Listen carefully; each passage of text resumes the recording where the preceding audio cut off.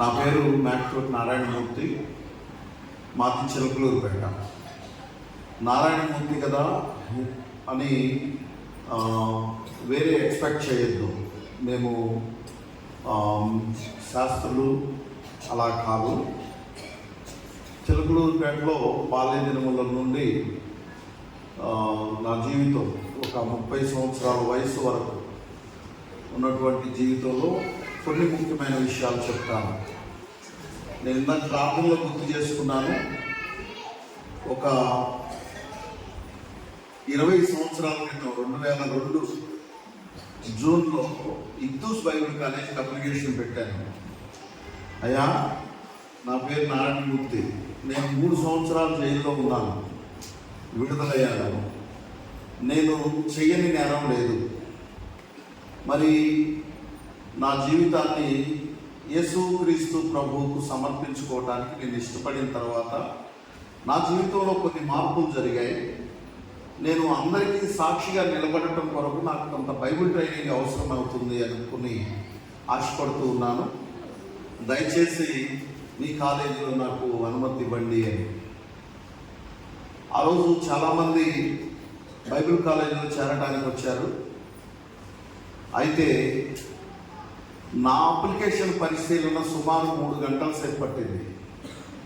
నన్ను లోపలికి పిలవటం, తర్వాత మా పాస్టర్ గారిని పిలవటం, తర్వాత ఎంక్వైరీ చేయటం, తర్వాత ఇవన్నీ.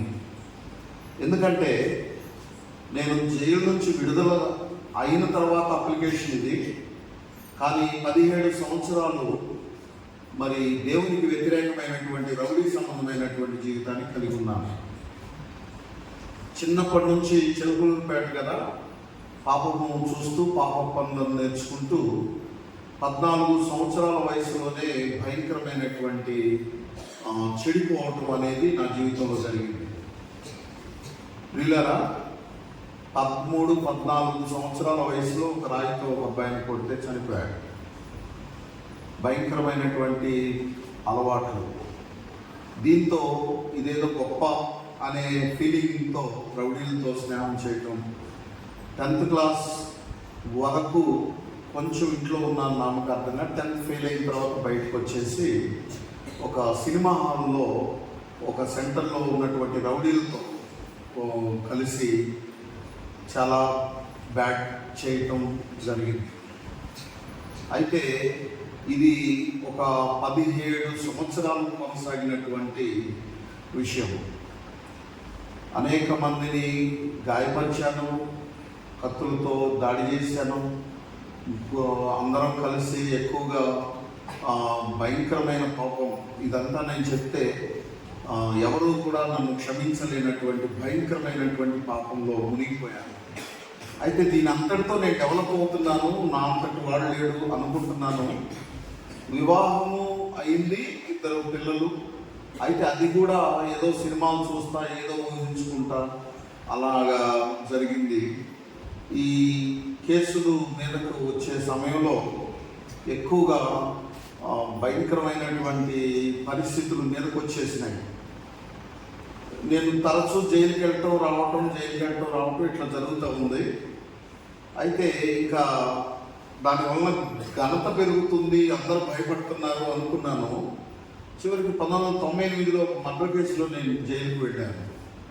ఇక ఎప్పటిలాగానే బయటకు వస్తానే అనుకున్నాను. కానీ అప్పటి వరకు నేను చేసిన పాపాలన్నీ నా మెడ చుట్టూ బిగుసుకుపోవటం అలా జరిగింది. ఇక నెల గడిచింది, 2 నెలలు గడిచింది, 3 నెలలు గడిచింది, 4 నెలలు గడిచింది. ఇక ఎవరు నన్ను విడిపించే పరిస్థితుల్లో లేరు. భక్తి అయితే చేసేవాడిని, కానీ అది ఎటువంటి భక్తి అంటే మామూలుగా మా ఇంట్లో నేర్చుకున్నది అనేక పటాలకు నమస్కారాలు చేయటం, జులపాలు పెంచుకోవటం, లేదా గుండు వెంట్రుకలు సమర్పించి గుండు చేయించుకోవటం, ఇక్కడ నుంచి ఇక్కడ వరకు బొట్టు పెట్టుకోవడం, ఇట్లాంటివి అన్నీ చేసేవాడిని. ఇంకా నా భక్తి ఏంటంటే ఏదన్నా గుడికి వెళ్ళటం, ఏదైనా గొడవ చేయటం, ఎస్కేప్ అవ్వటం, గుడికి వెళ్ళటం, అక్కడ కొన్నాళ్ళు గడపటం, ఈ విధంగా భక్తి ఉండేది. ఇంకా ఆ భక్తి ఎలాంటి పరిస్థితికి తీసుకెళ్ళిందంటే నాకున్న నాకు ఇష్టమైన దైవాలకి ఇద్దరిద్దరు ఉంటే నాకు తప్పే ఉందని చెప్పి నేను కూడా ఇద్దరిని ముగ్గురిని అలాగా ఒకే ఇంట్లో బంధించి మీరందరు నా భార్యలు అని చెప్పి, అంటే పూర్తిగా నా శరీరాన్ని మరి నా హృదయాన్ని పాడు చేసుకున్నాను. నా హృదయం పాడైపోయింది. దాని ద్వారా చెడ్డ అలవాట్లు వచ్చేసింది. చెడ్డ అలవాట్లు అంటే లేని అలవాటు లేదు. సిగరెట్లు, పాన్ పరాలు, భయంకరమైన విషయాలు, గంజాయి తాగటం, బ్రాందీ తాగటం, రోజు ఫుల్ బాటిల్ తాగటం, తాగి ఎవరో ఒకరిని ఏదో ఒకటి చేయటం, ఇంత ఘోరమైన పరిస్థితుల్లో మరి చెరసాలలో పడిపోయిన తర్వాత ఇక అప్పటి వరకు నా కోసం అందరూ వస్తారనుకున్నటువంటి నేను ఇక ఎవరు కూడా నా దగ్గరికి రాకుండా నన్ను అసహించుకుంటున్నటువంటి పరిస్థితి. కన్న తల్లిదండ్రులేమి, మరి కట్టుకున్న వాళ్ళేమి, నా పిల్లలతో సహా అసహించుకునేటువంటి భయంకరమైన పరిస్థితుల్లో 3 సంవత్సరాలు చెరసాలలో ఉన్నాను. నేను చెరసాలలోకి వెళ్ళిన ప్రారంభ దినాల్లో పోలీసు వాళ్ళు నన్ను ఎక్కువగా మరి డ్యామేజ్ చేశారు. అంటే చావు బతుకులు దాకా చంపకుండా చావు బతుకుల్లోకి వెళ్ళేటట్లుగా, ఎందుకంటే నా నేర పరిస్థితి అంత ఘోరంగా వాళ్ళను బాధ పెట్టేది. ఇటువంటి పరిస్థితుల్లో నేను చెరసాలలో ఉన్నానండి.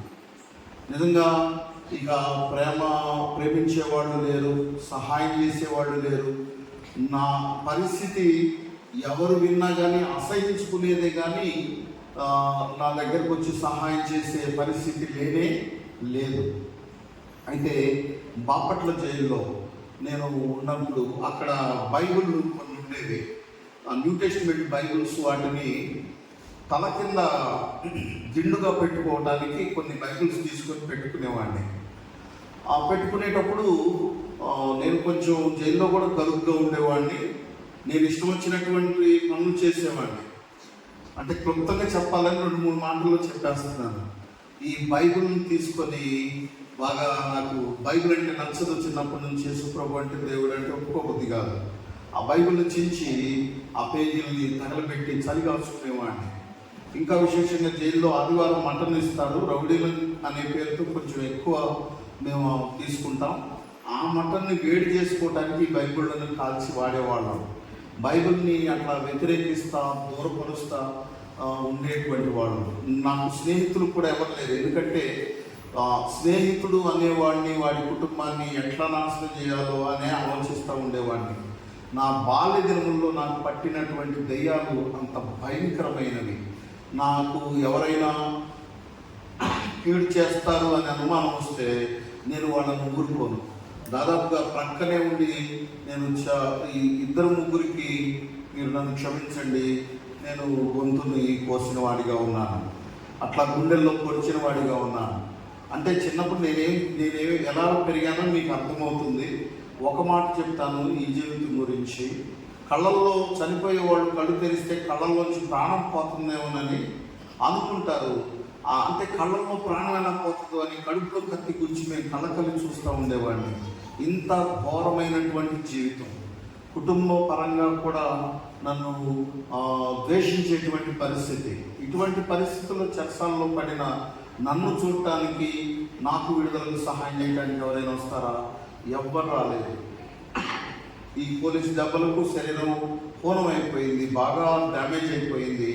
నేను జైల్లో చచ్చిపోతానేమోనని చెప్పి ఒక రాత్రంతా నన్ను బయటపడేశారు. అంతగా డ్యామేజ్ అయిపోయింది. ఎందుకంటే జైల్లో చనిపోతే కేసు అయింది. ఇతను హాస్పిటల్కి తీసుకువెళ్తూ ఉండగా చనిపోయాడని రాసుకున్నాను, నా ముందే మాట్లాడుకుంటున్నారు. అటువంటి పరిస్థితికి వెళ్ళిన నా ఆరోగ్యం. కానీ నేను అంతకుముందు మొక్కుకున్నటువంటి దేవతలకి అందరికీ నమస్కారం చేసుకుంటా, మొక్కుబళ్ళు చేసుకుంటా మరలా తిరిగి జైల్లో చాలా జులపలు పెంచాను. అయితే నాకు ఒకటి అర్థమైంది, నాకు సహాయం చేయడానికి ఎవ్వరూ లేరు, ఎవ్వరూ రారు, ఎటువంటి భక్తి కూడా నాకు చెల్లదు అనేటువంటి విషయం అర్థమైంది. అయితే నేను చెప్పవలసిన విషయం ఏంటంటే, ఇక్కడికి రావడానికి ఒక బలమైన ముఖ్యమైన కారణం ఏంటంటే, జైల్లో నాకు బైబిల్ దొరికింది. నేను చించుచున్నా, ఇసిరివేస్తున్నా, దాన్ని పనికిరాని వస్తువుగా పక్కన పడేస్తున్నా, ఆ బైబిల్లో చివరి తెల్ల పేజీల్లో నేను ఫోన్ నెంబర్లు రాసుకుంటానికి కొరకు ఒక బైబిల్ నా దగ్గర పెట్టుకున్నాను.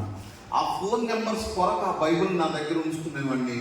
జైలు నవల్స్ చదివేవాడిని. నవల్స్ లేని సమయంలో నేను బైబిల్ చదవటానికి అప్పుడప్పుడు మొగ్గు చూపేవాడిని.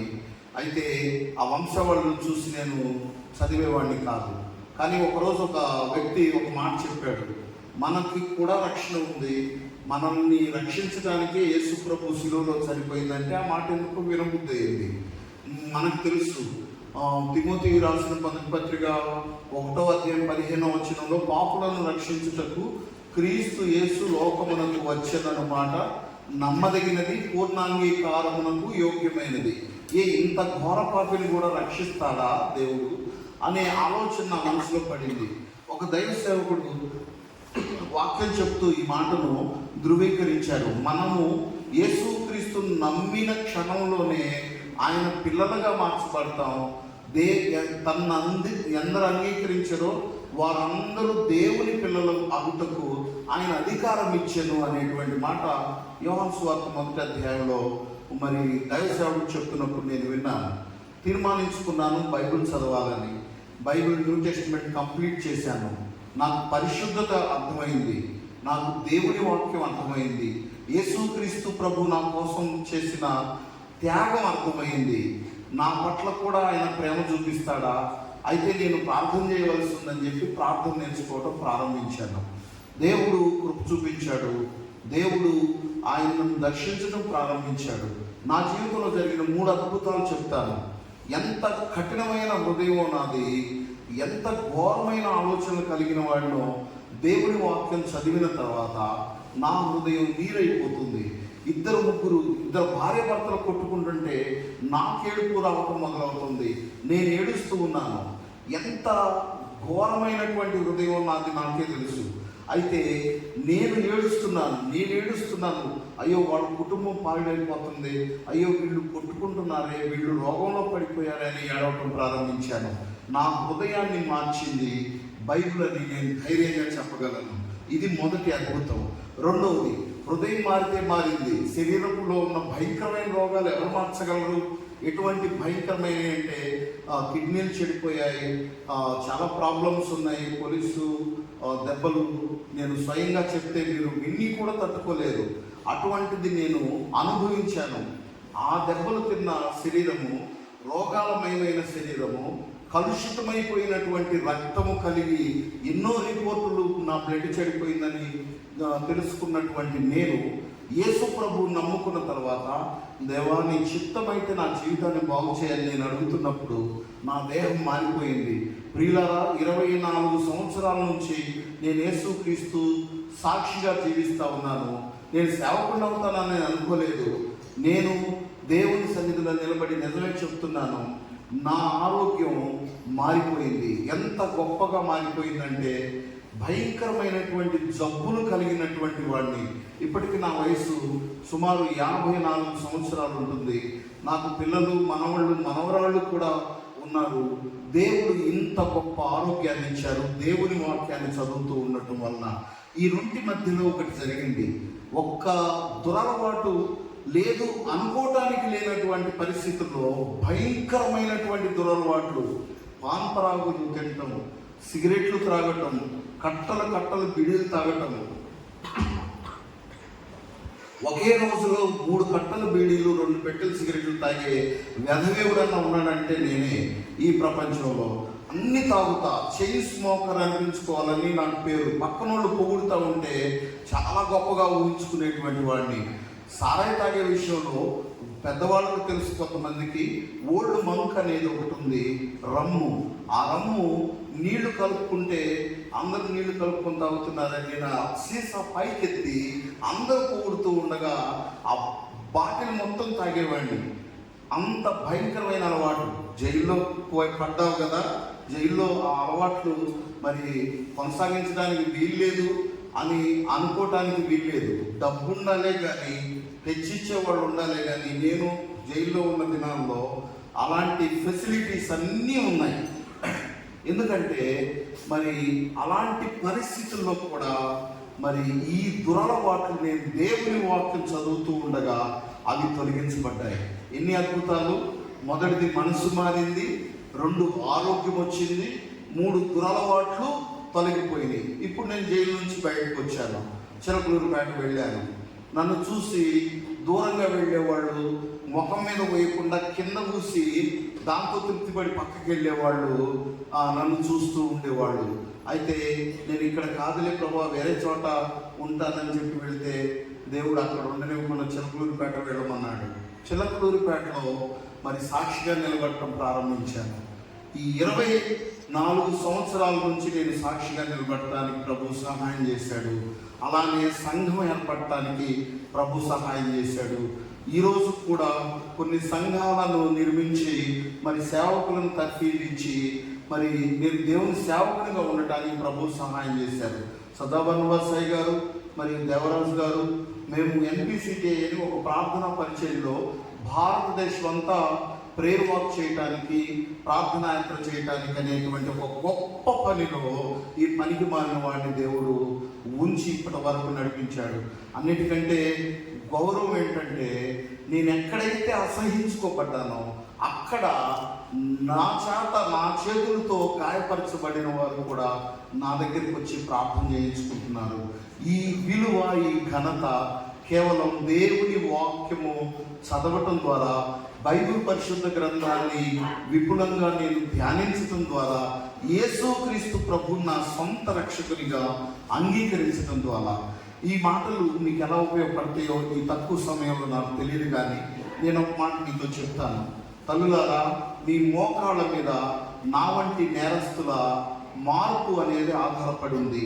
మీరు చేసేటువంటి ప్రార్థన, ఇంకా ఎంతమంది ఉన్నారు జైళ్ళల్లో, ఇంకా ఎన్ని వేల మంది ఉన్నారు నేరస్తులుగా దురలవాట్లతో మార్చబడుతూ, మీరు వారి కొరకు ప్రార్థన చేయండి.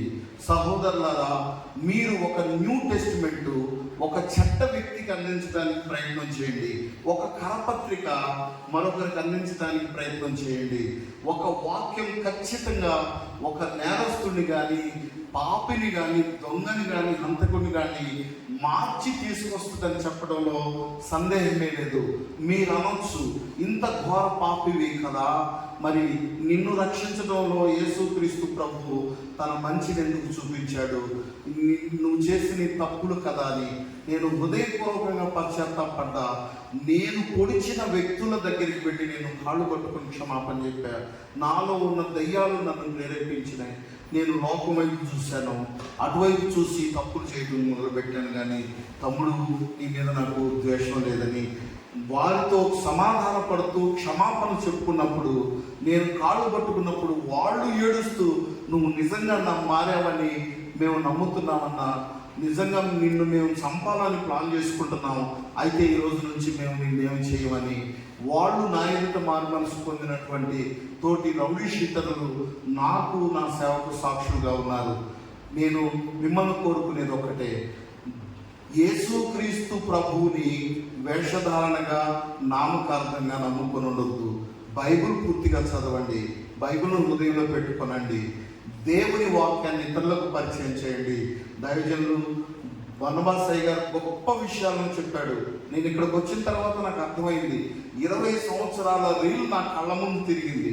నేను సేవలో ఎదుర్కొన్నటువంటి చాలా సమస్యలు ఉన్నాయి, అయితే దేవుడు అద్భుతాలు చేశాడు. మా పెద్దమ్మాయికి బ్లడ్ క్యాన్సర్ వస్తే, బ్లడ్ క్యాన్సర్ అందరూ చనిపోయేటువంటి పరిస్థితుల్లో నేను సేవలో ఉన్నాను. దేవుడు, నువ్వు చేసినవన్నీ నీ పిల్లల మీదకి వస్తున్నాయి చూసుకో అని చెప్పి అందరూ ఎగతాళి చేస్తున్న పరిస్థితుల్లో దేవుడు ఆమెను స్వస్థపరిచాడు. ఆ తర్వాత నేను బన్నవాసయ్య గారి దగ్గరికి తీసుకెళ్ళి విషయం చెప్పి, తర్వాత లలిత క్రాఫ్ట్ డిజైనింగ్ వర్క్లో అక్కడ ఉంచాను నన్ను. ఇప్పుడు ఇక్కడికి వచ్చిన తర్వాత బన్నవాసయ్య గారు అదే అడిగాడు, పాప బాగుందా, కుమార్తె బాగుందా అని. తర్వాత కుమారుడు, ఒక్కగానొక్క కుమారుడు, దయ్యం ఈడ్చుకొని వెళ్ళింది. మీ నాన్న మాట వినేదేంది, మీ నాన్న ఇంతకుముందు అట్లా చేయలేదు ఎట్లా చేయలేదని ఈడ్చుకొని వెళ్ళి దూరంగా నాకు ద్వేషంగా, శత్రువుగా మార్చాడు. కానీ ఒకానొక దినాన దేవుడు నా కుమారుని దర్శించాడు. విజయవాడలో ఆయన 4 స్థలాల్లో పరిచయం చేస్తున్నాడు కొన్ని సంవత్సరాల నుంచి. నా హృదయము మార్చిన దేవుడు నా కుటుంబాన్ని మార్చాడు. ఈరోజు మధ్యాహ్నం నా కుటుంబం అంతా కలిసి ప్రభువును స్తుతిస్తూ సంతోషంగా మేము భోజనం చేస్తున్నప్పుడు ఎంత గొప్ప కార్యం చేశాడు దేవుడు నా పట్ల అని హృదయపూర్వకంగా కన్నీళ్లతో ప్రభువుకు స్తుతులు చెల్లించారు. మీరు మీ మధ్యలో ఉన్నటువంటి వ్యక్తుల దురలవాట్లు యేసుక్రీస్తు ప్రభు ద్వారా వెళతాయి, మీ హృదయాలు మారుతాయి, మీ కుటుంబాల్లో ఎవరైనా త్రాగుబోతు కానీ లేదా దురాలోచనలు కలిగిన వ్యక్తి కానీ ఉంటే, నా దినాల్లో 1985 నుంచి మరి 98 వరకు ఈ సెల్ ఫోన్లు లేవు, ఇటువంటి ప్రచార మాధ్యమాలు తక్కువగా ఉన్నాయి. ఆ సినిమాలు, ఆ రౌడీ సంబంధమైన జీవితమే మమ్మల్ని ఇంతగా చెడగొట్టిందంటే, ఈరోజు చేతుల్లో సెల్ ఫోన్ కానీ, పాపం అందుబాటులోకి తీసుకొచ్చిన సాతాను క్రియలు కానీ కుటుంబాలను విచ్ఛిన్నం చేయడానికి, వ్యక్తిగత ఆత్మీయ జీవితాలను పాడు చేయడానికి వాడు సమర్థుడు. ఎందుకంటే వాడు గర్జించు సింహము వలె ఎవరిని మింగుదనా అని చూస్తూ ఉన్నాడు. ఏదో ఆదివారము కొద్దిసేపు, బుధవారం శనివారం కొద్దిసేపు కాదు, ఆదివారం లేదా సభల సమయంలో మాత్రమే కాదు, నీ బైబిల్ నీ చేతిలో ఉండాలి. నీ హృదయంలో ఎప్పుడు దేవుని వాక్య ధ్యానం ఉండాలి. నీ కుటుంబంలో ఎప్పుడు ప్రార్థన ఉండాలి. మార్పు లేని పరిస్థితులన్నిటినీ నా వంటి ఘోర పాపినే మార్చిన దేవుడు ఇంకా చిన్న చిన్న వ్యక్తులు, చిన్న చిన్న పాపాల విషయంలో అయితే దేవుడు ఎందుకు విడుదలనివ్వడు? ప్రార్థన చేయండి, బైబిల్ చదవండి, యేసు క్రీస్తును సొంత రక్షకునిగా నిజంగా వేషధారణ లేకుండా హృదయపూర్వకంగా ఆయన అంగీకరించండి. ప్రభు ఈ మాటలు మన కొరకు దీవించునుగాక.